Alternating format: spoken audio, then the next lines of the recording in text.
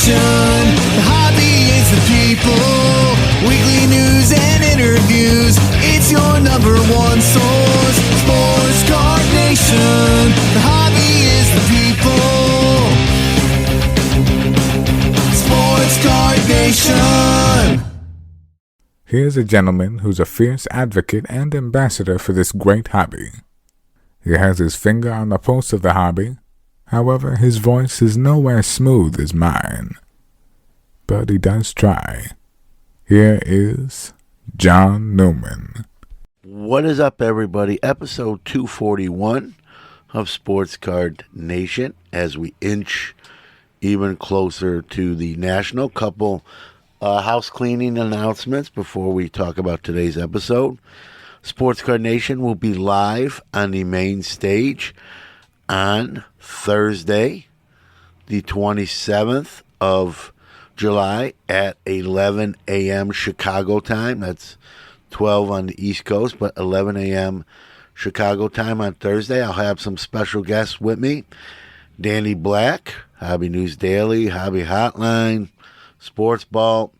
I'll have Dylan Davis, Double D Vintage, Adam from Splendid Sports, and artist extraordinaire Andy Sunday Freeman on the main stage. And he's going to give away some of his Topps work that he's doing for Topps, and I even have a couple blaster boxes I'll be giving away. We're going to talk about the hobby, vintage, card art. We got an hour, so join me, Andy, Danny, Adam, and Dylan on the 27th at 11 a.m. local Chicago time on the Mike Burkus main stage. We're gonna have a lot of fun with that. Hobby Hotline will also be on the main stage. That will be Saturday, the 29th, same time, 11 a.m.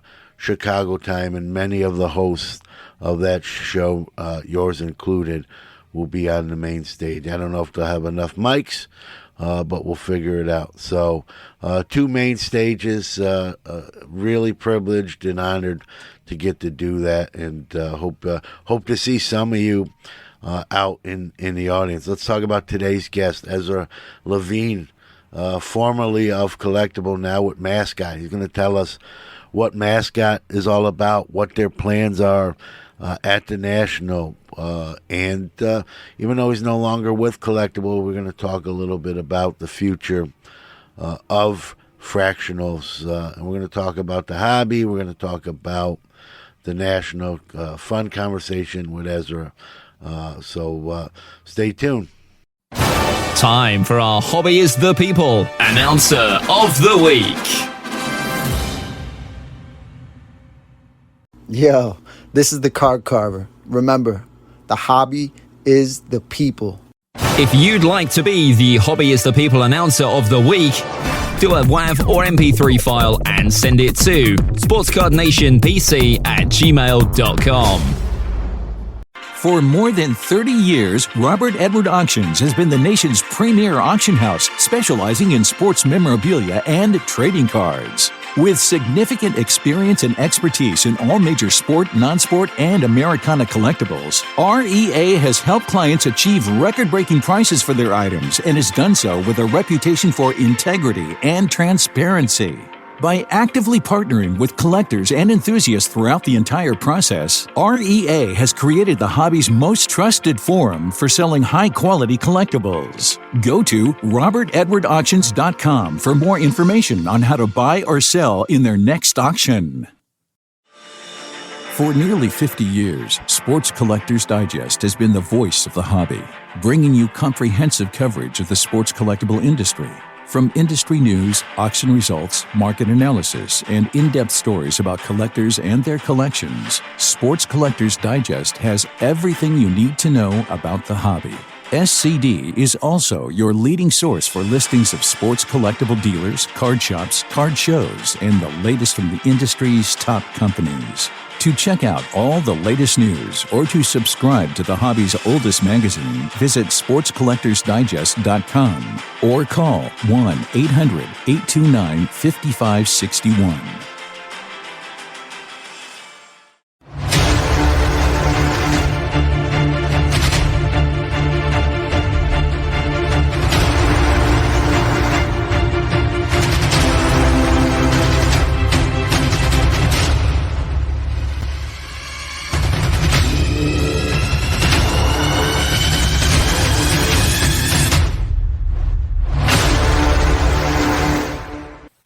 always great to have the next gentleman on the Sports Card Shop guest line.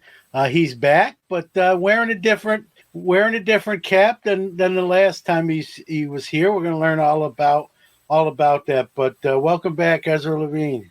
Thank you, John. I appreciate it. I think this is my third or fourth time on the show. And I think I've said it pretty much every time I've been on this, but you by far have the best intro song out of any podcast, streaming show out there. If there's a better one, I challenge anyone to find. I feel like a hobby gladiator right now. I just want to run through a wall after saying that Sports Card Nation intro.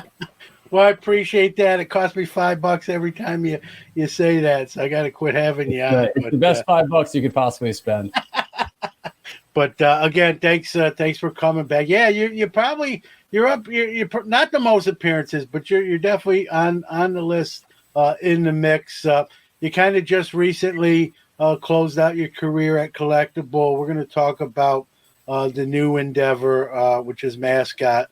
I want to get that. We'll get that out there. But kind of talk about your time at Collectable. And I can tell you, I'm gonna miss. I don't know if there's gonna be any more parties, but some, not that that's what it's all about, but some of the best parties at the National, and hopefully we'll see some Mascot ones. But kind of talk about kind of your career there, and then moving on to your next endeavor. Yeah, sure. I mean, look, it was a great time at Collectable. We had a lot of fun, certainly.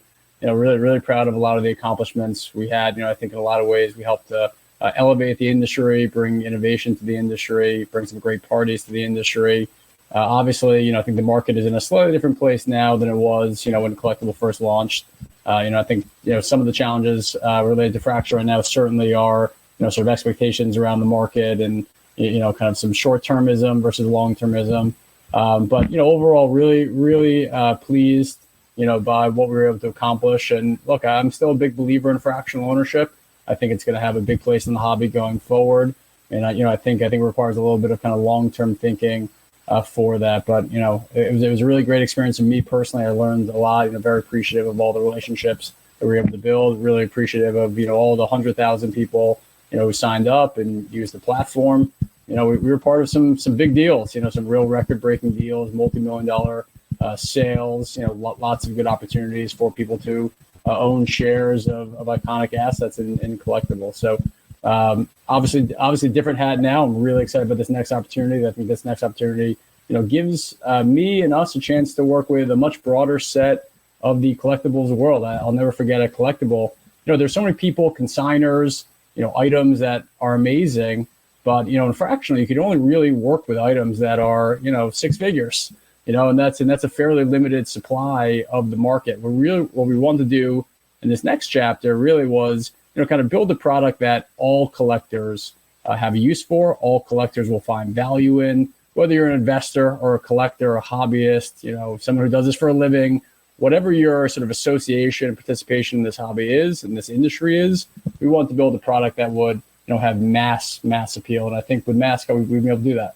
So for those, I did, you sent me some materials. I checked it out. You haven't officially launched yet at the time of this conversation. But for those, that don't know even as much as I do, kind of just, tell us what Mascot's all about, what it entails.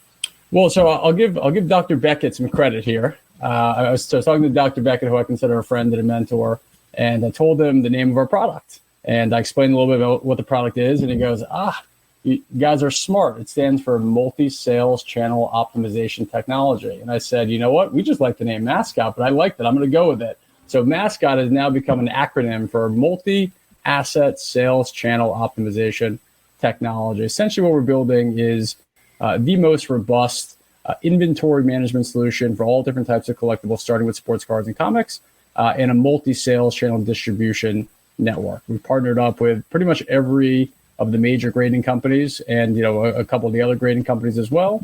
We've gotten their API feeds to allow you to essentially, either type in a serial number, have all the data, all the images, from your items pop up immediately, instantaneously, and then to essentially integrate as many secondary marketplaces as possible, eBay, Shopify, MySlabs, et cetera, directly into the platform.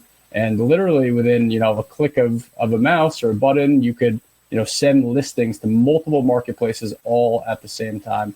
I was blown away when I first saw this, and that really kind of compelled me to join the team. I previously was using a big spreadsheet to keep track of my entire collection. Spreadsheets can be kind of clunky and time consuming. And what I did essentially is I uploaded my spreadsheet, and immediately all 100 cards that I have in my collection, almost within a matter of a minute, populated with all the data, the name of the player, the card type, the year, the grade. And by integrating directly in the marketplace, I had my listings available for sale on MySlabs and eBay. Literally, that took less than 2 minutes time. I thought that was a real game changer for the market, and something that I thought, as many collectors out there, whether you have one item or thousands of items, that this was a product that I thought was going to make the collecting experience better, faster, more convenient, full of, a lot less friction. So we're really excited to showcase this to the market.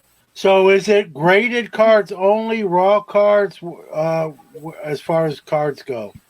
Yeah, I mean, you can do both, right? I will say the experience of graded cards is a little bit more elegant, just in the sense where we can pick up the metadata directly from the grading agencies. You can upload raw cards. The best way to do that is if you have all the details of your raw cards directly into a spreadsheet. You can upload the spreadsheet directly on there. We'll pick up all the data, and then if you want to sell it, you'll just have to add the images directly yourself. But it will work for all the grading companies. One thing we're doing actually with the grading companies is we are becoming official submission centers. So if you have raw items and you upload them onto Mascot, if you want to, you don't have to, but if you want to get them authenticated and graded, you'll be able to click one button directly in Mascot, essentially route the order over to the grading company. Once the item gets graded, it'll be repopulated back in Mascot and available for resale directly. But the cards themselves stay in your inventory until they're sold, and then the person ships it themselves. Is that correct? Correct. Okay. And then you said comics. Is there any future expansion that potential besides cards and comics? Yeah, look, I mean, we built the platform so it can be, essentially work for any collectible vertical. Obviously, some are more commoditized and easier to essentially catalog in an inventory management system, but certainly, we'll be in multiple categories shortly. We are starting with cards and comics. Those are available, I'm sure at the time that this goes live, you can upload your cards and comics immediately. And I would anticipate by the end of this year, if not a little bit later, that, a lot more categories will come online shortly. On the comic side, I'm not a comics guy, but I know they're graded. Yeah. Same question, kind of, can they be raw and graded both on the comic side of the house? Yeah, raw graded for essentially any vertical works. Obviously, it's a slightly different experience if it's raw or graded. If it's graded, then you could either just put in the serial number, you could upload images, and the technology will read the serial number off of the images. If it's raw, your best approach is to upload a spreadsheet of your raw comics. And again, if you want to, shortly you'll have the ability to essentially submit it directly to CGC, who's the leading comic book authenticator, directly through Mascot. But again, if you want to keep it raw, you want to keep it in your inventory, keep track of your collection, you'll be able to do that in Mascot. And if you want to sell it, you'll be able to sell it with one click of a mouse across multiple channels. This question's going to come. I'm going to ask it for our listeners, right? There's really not a shortage of selling platforms in the space. What's going to set Mascot apart, in comparison to other ones? In other words, it's a very competitive space. How are you going to get that market share? What's going to be the differentiator? Yeah, it's funny. On the question of competition, I always like competition when I'm launching a new product. When you have competition, you don't have to explain everything about a new product. You don't have to convert new users to it. And ultimately, we're not changing behavior here, right? We're just making the selling journey a lot easier, right? So we're not asking people to do something fundamentally different. We're just saying, hey, look, this technology, this product will speed up your workflow, right? It'll make it easier and more convenient to sell. In regards to other inventory management, multi-sales channel solutions, look, I think ultimately it'll come down to, one is technology, right? Who has the best technology? Who makes it the easiest for people to upload their items and track their items? And then ultimately, I think it comes down to distribution, right? I mean, think about, other competitive industries, other, software services, not just in collectibles in the hobby, right? But, there's a lot of project management solutions, right? Ultimately, who can kind of aggregate the most market share, offer the best distribution and the best technology at the most competitive prices, I think will gain sticky customers, sticky collectors. And, once you're on these platforms, there's something called switching costs, which is, how annoying is it to get off one platform and onto another one? We think that this is going to be an incredibly sticky product, one that collectors are going to rely on heavily. So, we're thinking about this in terms of, we like competition. Competition is great.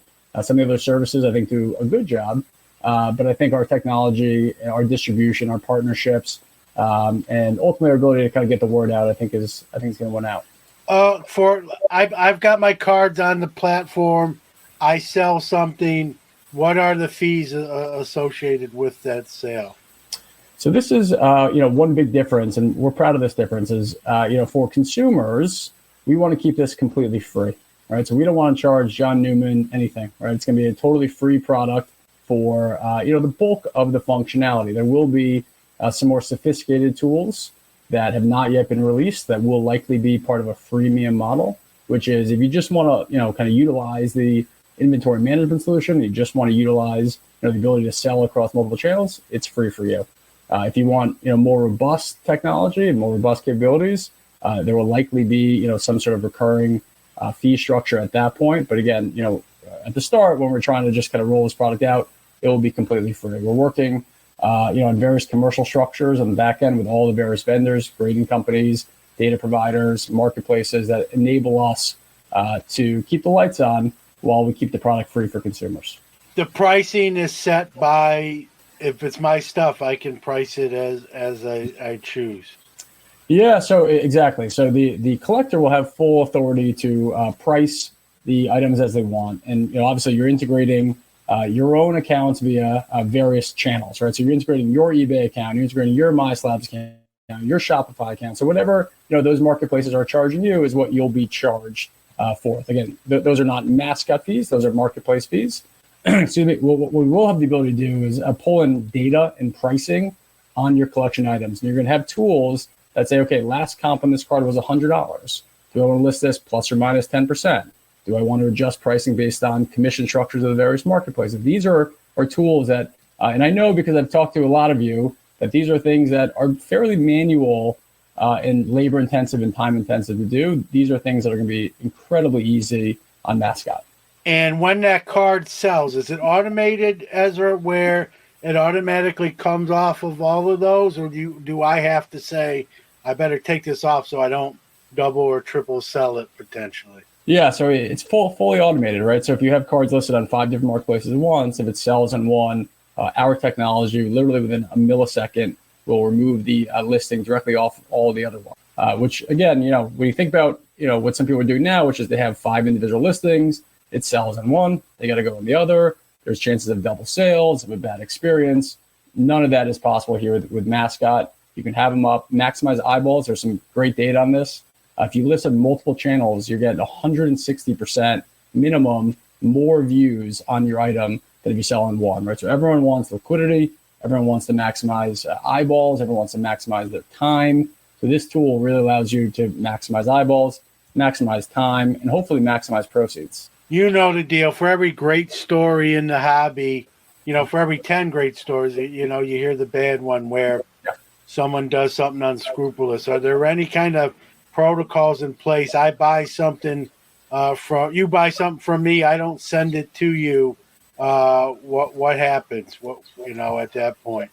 Yeah, so it's funny. So the other partners in Mascot actually have run a very similar service within the secondary ticket marketplace, and through their product have been able to go from where the industry is now to where I think this industry is going to go. In their product right now, they have about a 99.8% completion rate of transactions, and they've done that through various mechanisms. As of right now, I'm sure at some point down the road we will look into great ways to vet sellers. But as of right now, look, you're selling on your own account, you're selling on your own MySlabs, your own eBay. So any sort of misbehavior that you do is really going to be reflected in your reputation and your feedback and your ability to continue to sell on those marketplaces. We are the transaction software, we're the inventory management software that allows you to do what you're already doing, just do it across multiple channels with much greater ease and convenience. And again, the product is free. So, we think there's going to be real mass adoption.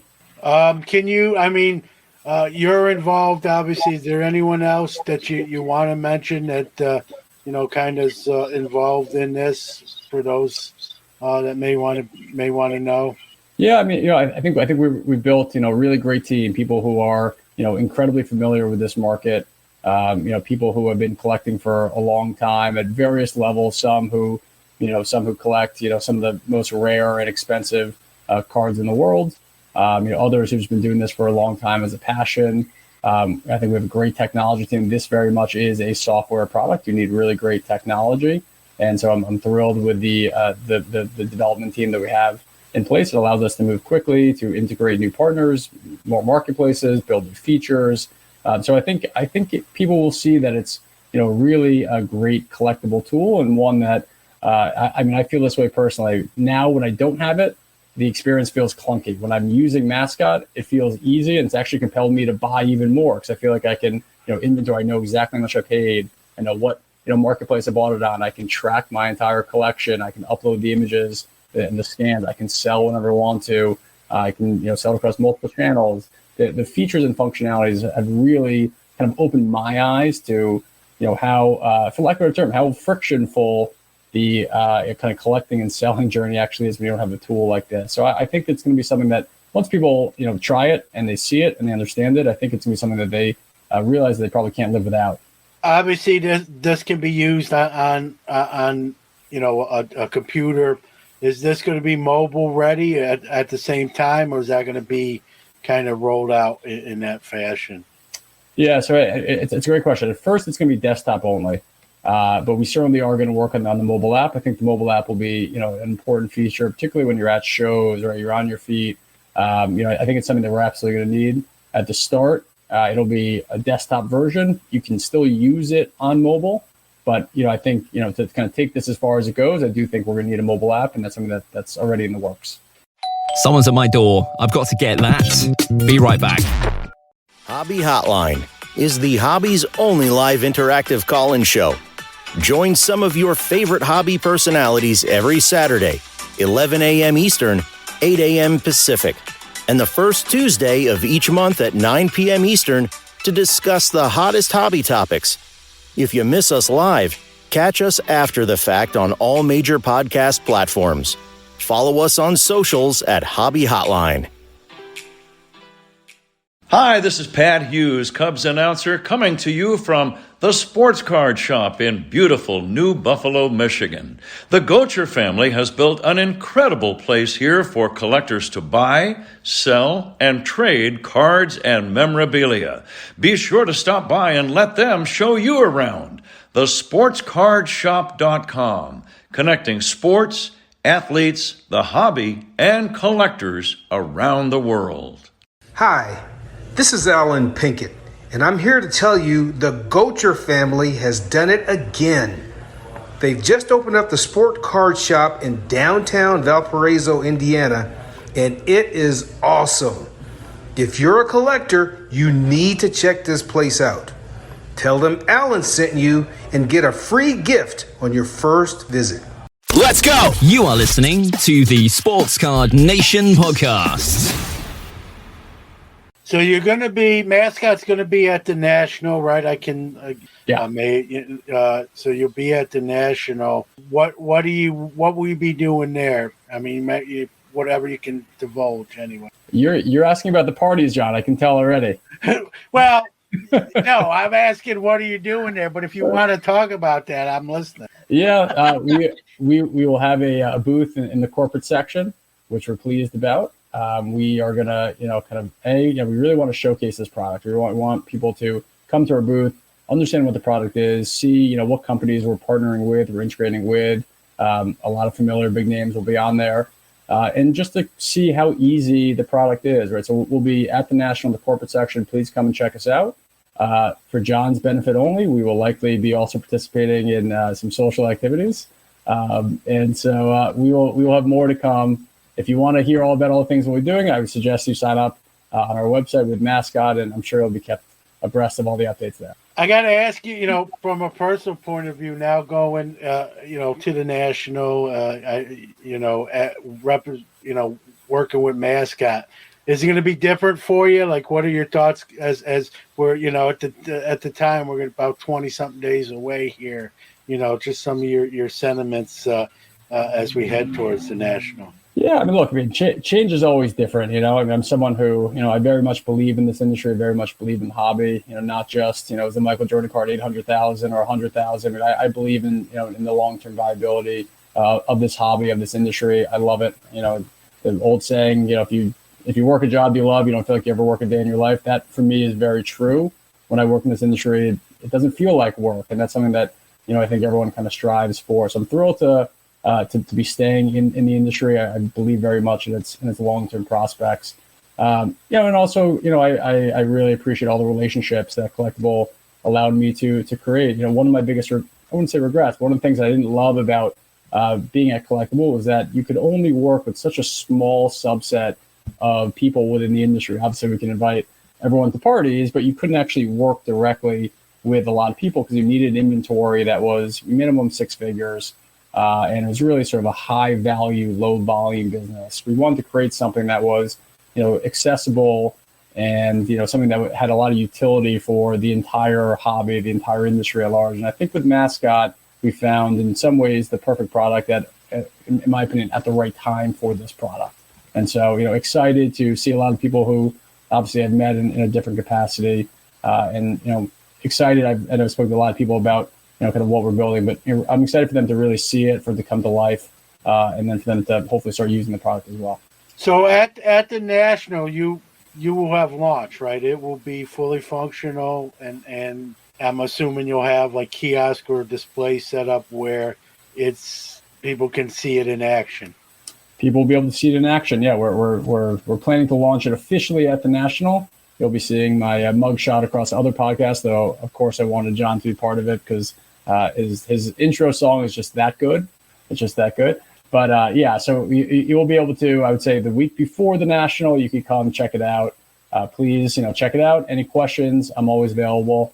But certainly come find us at the national. And at that point, it'll certainly be live. You mentioned kind of the market has changed from the crescendo 1.5, 2 years that we had. During that crescendo, as you well know, Ezra, right? We saw a lot of new startups, a lot of new companies, birth and be born. And now that market's kind of reset, kind of calmed down, I guess is the nice way to put it.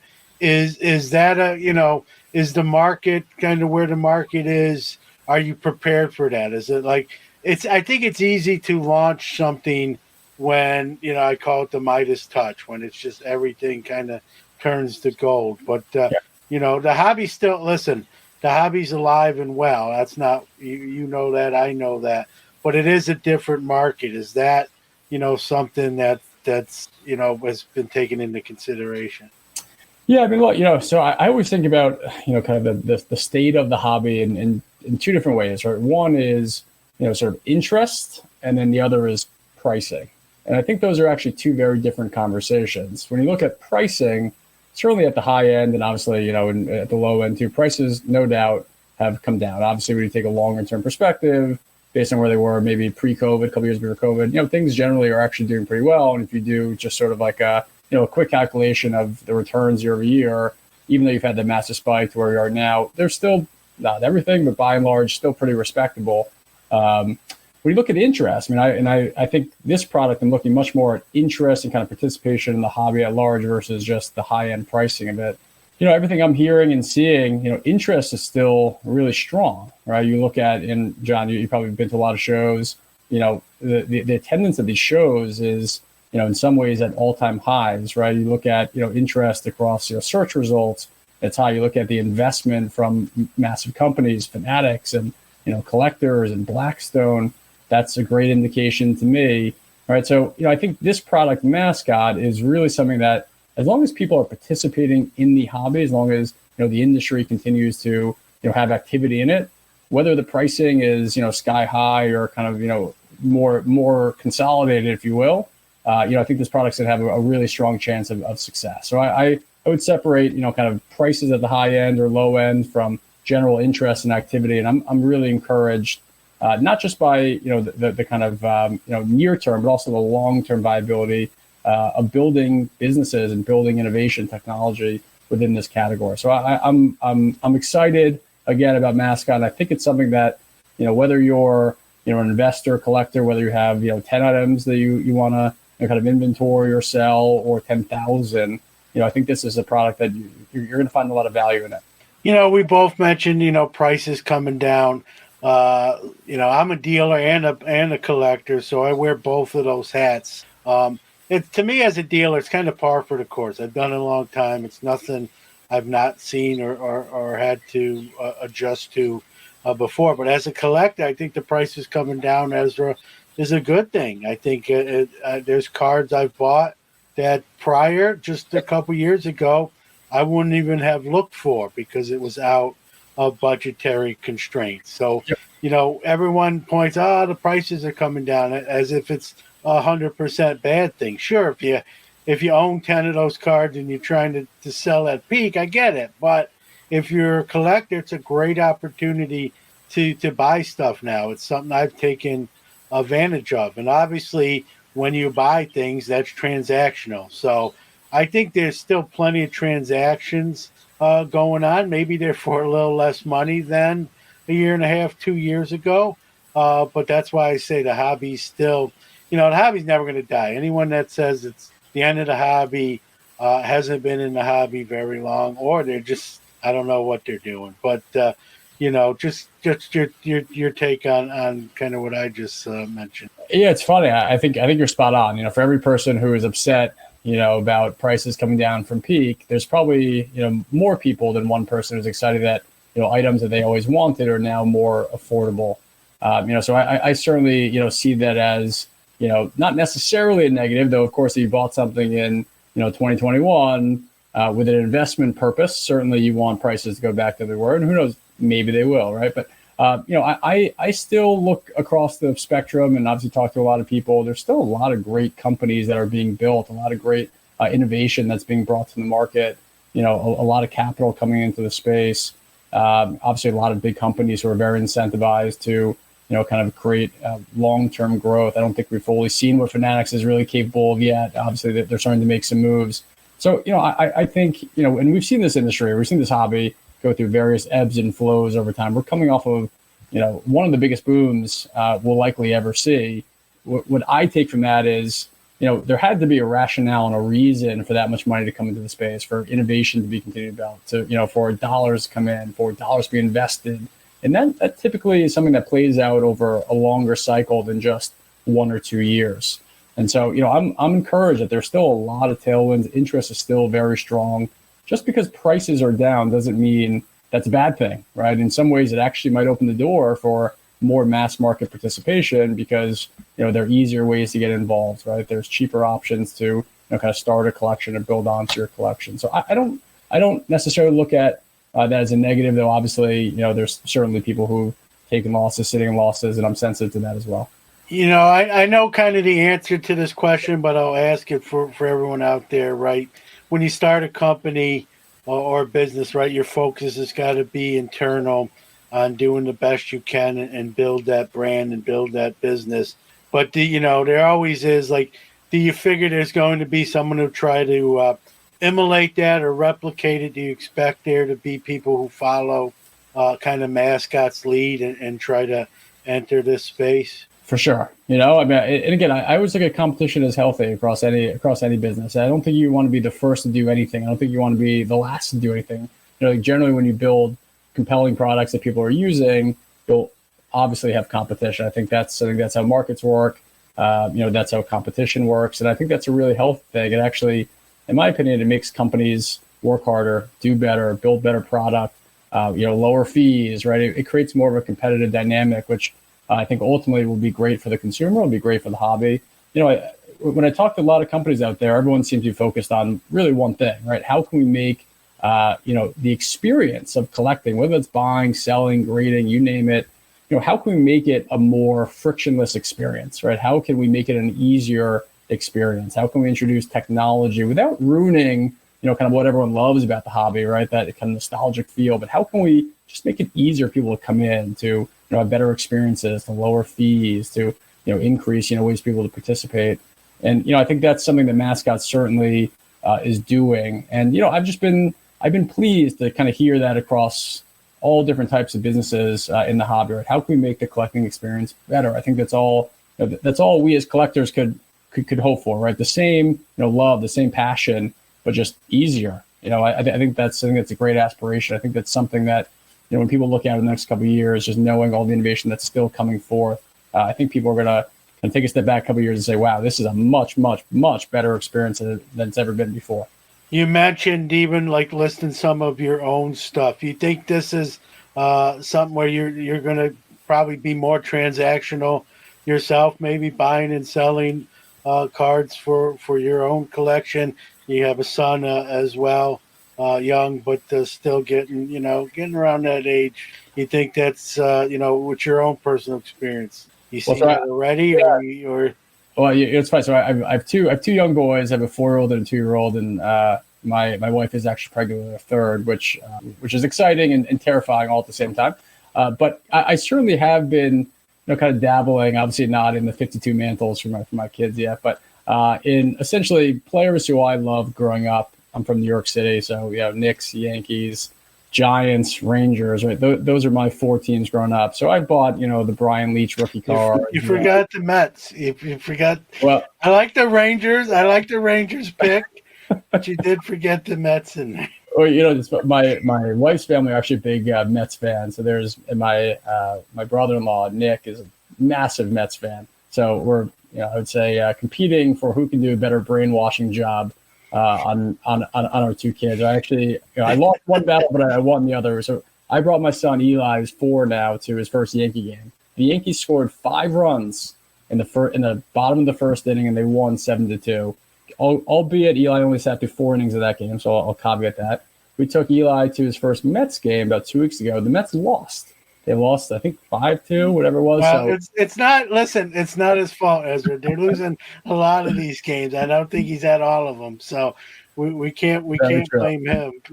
We can blame some other folks, but he's off the hook on that. But yes, to go back to your question, certainly I've started to build a collection for my kids. I mean, it's something that I picked up from my dad. He's a big collector, and I always remember he would go to the National every year. Still goes to the National every year with 4 or 5 good buddies, and it's always been a big part of his life. No matter what was going on, he always thought that this was real sort of refuge and just a hobby for him. And I certainly want to pass that down to my kids as well. So I've started to build a foundation of a collection that I hope they kind of love and sort of do for long periods of time as well. And with Mascot, certainly I've seen it just feels like the transactional journey is much simpler. You could buy something, upload it right to your collection on Mascot, and then if you want to, you can sell it across multiple channels, literally all within a click of the button. I don't have to update a spreadsheet. I don't have to put in all the card details. You upload it and automatically appears. It feels almost magical when you do it. It saves a lot of time and it saves a lot of convenience. And I think for me personally, certainly it's going to increase how transactional I am, and I do imagine that for people who use it, you'll probably have a pretty similar experience. You use the word magical and all. So this is going to be the Disney of cross-platform selling, is what you're saying. If you want to associate with Disney, I will take that association. I'll take that association. If one day the market cap or enterprise value of Mascot comes close to Disney, I think we've done a great job. Yeah, no doubt. Well, listen, we're getting close to the National, the launch of this company, and definitely sounds interesting. And as a seller and a buyer, it's something that definitely is in my wheelhouse. I want to see it, live in the flesh. So I look forward to that here in a few weeks, and seeing, of course, you and the rest of the team in person. So before we wrap it up, as you well know, being a multi-time guest on this show, I always give you the final word here to give out anything you want to share, website, social medias, that sort of stuff where people can find more about it, ahead of time, maybe. Yeah, great, John. Thanks. The website is www.withmascot.com. So WITH mascot MASCOT.com. Free to sign up. I think you'll come and you'll see just how easy it is to really sync your collection. It takes me, albeit a minute to upload almost 100 items. And I think you have a pretty similar experience. And John, I'm just excited for you to come to all the parties at the National. That's really what I'm most concerned about. All this product stuff is one thing, but I'm excited about you having a fun time at all the various events at the National. Well, I'm almost getting too old to party, Ezra. But last year at the collectible party, I did get to meet my basketball idol, Chris Mullin. Had no idea that was going to happen ahead of time. Just one of those spontaneous things. I tell the story that I'm just looking around the room and I said, "Oh, that guy looks like Chris Mullin a little bit." And then I did a double take. I'm like, that guy looks exactly like Chris Mullin. Then I did a third take. I'm like, that is Chris Mullin. And the rest is history. I got to talk to him about 6-7 minutes, and we were both from Canarsie, Brooklyn. So that conversation was all non-basketball. We talked no Dream Team, no Run TMC.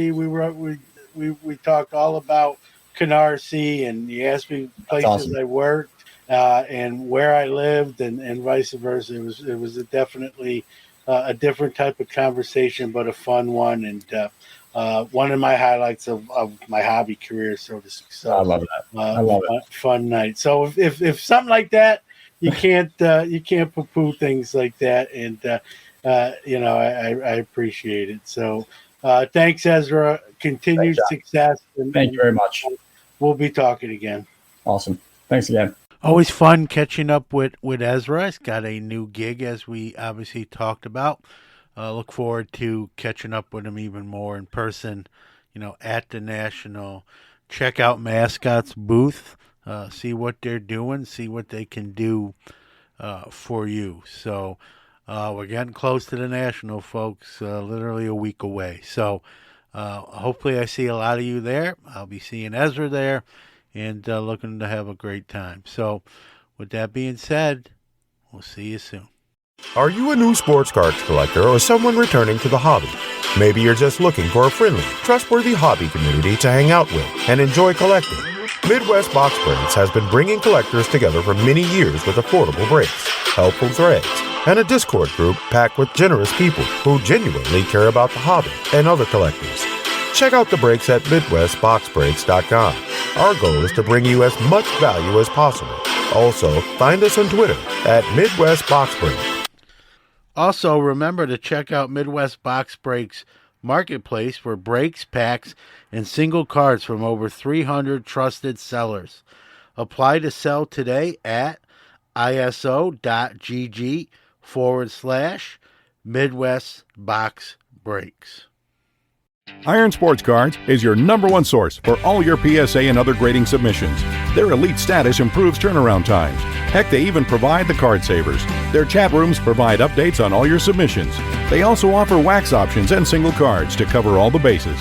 Check them out on Facebook at Iron Sports Cards Group or on the web at ironsportscards.com, or even give them a call at 1-877-IRON-PSA. Rob's got you covered. That's a wrap for this week. Huge thanks to you, the listeners out there, because without you, there is no us. If you like the show, we truly appreciate positive reviews. Big ups to our great guests who drive the show and our awesome sponsors who make it all possible. Sports Card Nation will be back next week, but don't forget to catch either Hobby Quick Hits or Card Mentions coming up on Monday. I'll leave you with this. How do we change the world? One random act of kindness at a time. Remember, the hobby is the people.